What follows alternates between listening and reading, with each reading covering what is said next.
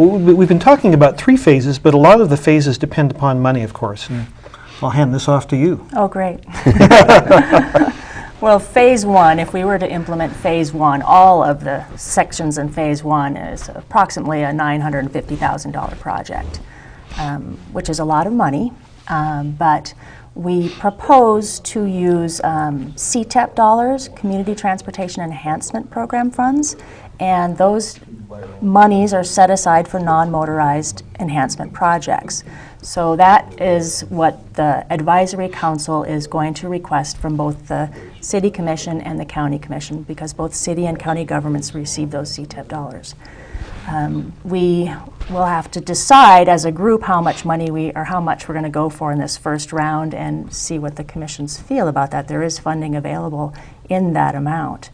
The second side of that is, though, that there needs to be matching funds associated with that. CTEP dollars require a 13.42% matching, local matching funds. So we have formed a group called Friends of Centennial Trail, and Bruce and I are part of Friends. Is that okay if I bring it up now? Sure, good. Friends of Centennial Trail. And the sole goal of the Friends right now is to raise the matching dollars for the improvements to the Centennial Trail. Our box number is box 634, Helena, 59624. And anyway, any information you can get off of our other website, which we'll give you at the end of the show. Okay. But for these improvements to happen, there's always, for grants that we request, for funds that we request, there's always matching funds needed. And so we're asking, potential friends of Centennial Trail, potential users, to donate to that so we can have the amount necessary to match the federal and the state dollars. Okay.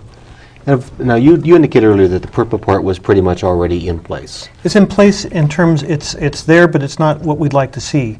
What we're really shooting for is kind of standard level. We want to do it right. We want to build it out right the first time. So right now, for instance, this stretch right here is crushed gravel, which is fine in the summer, but in the winter it's difficult to plow and keep so that you could travel it without getting wet or dirty or falling off your bike. So we'd like to take and pave all these stretches, so that'll be part of the project. We'd like to have the proper, signs and stuff up and lighting where it's appropriate, so that it can be, it's safe. People know where they are on the trail.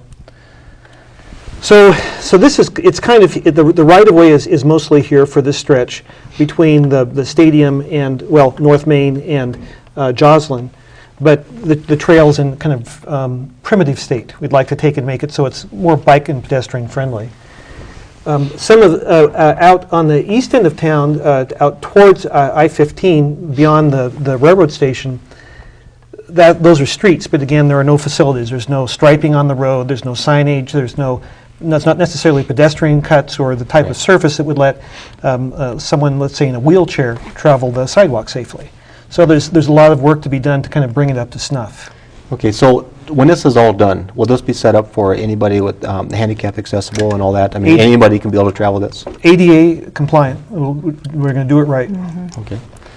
And so right now we actually haven't started to fix any of the trails yet, as far as fixing them the way you want them. You've done right-of-way and stuff like that. Is that correct? Well, we're beginning to look at right-of-way and what those processes would be, and that's in some ways why there's 3 phases to the project, because That's correct. Even if we had $1.9 million right now, we haven't acquired all the right-of-ways and easements and things to make it so it could happen.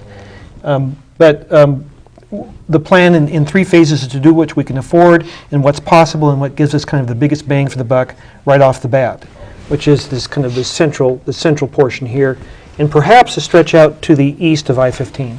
Okay.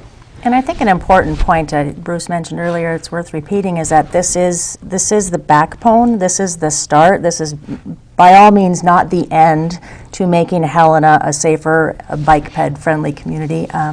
We have to start somewhere, and since part of this was already built, and since when it is fully built out, it is a major east-west connector, then we've got something to build off of.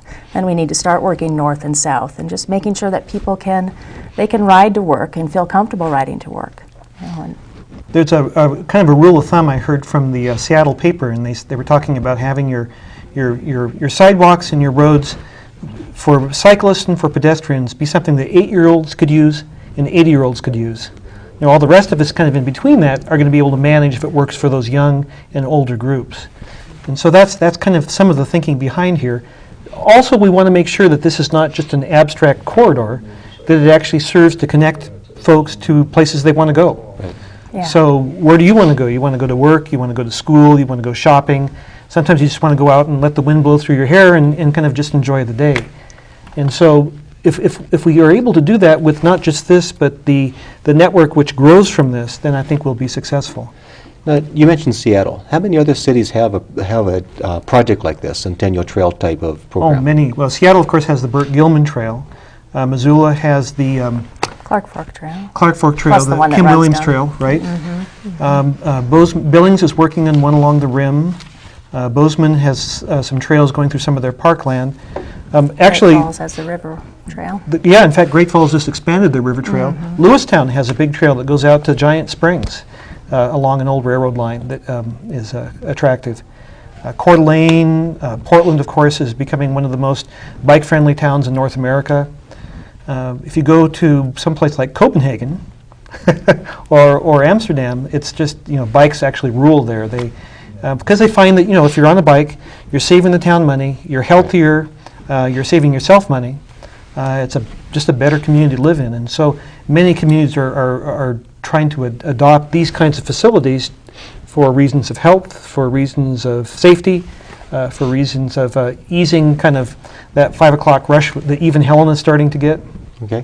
And a little bit of the air pollutants that we're starting to see. Yeah. Now, how do you see this in the future? Do you see this as something that the community is